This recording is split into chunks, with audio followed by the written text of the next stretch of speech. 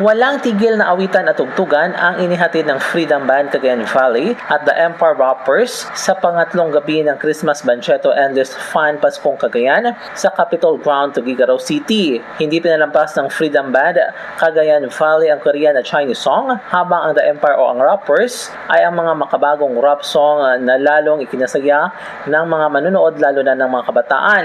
Lumahok rin sa kantahan ang batang si Prince Erickson Carag ng Tuguegarao City at iba pang nagpakita ng kanilang husay sa pag-awit ng kanilang paboritong kanta. Sinabayan rin ng mga manonood na mga bata at kabataan sa kanilang galing sa pagsayaw ang mga tugtugin ng mga nasabing banda. Samantala, ang masaya at makulay na gabi ay sinaksihan ng unang ginang na si Attorney Mabel Villarica Mamba, ilang consultant at department head ng Kapitolyo. Mula dito sa Cagayan, M. De La Cruz para sa Radyo Alternatibo, Balita Nationwide.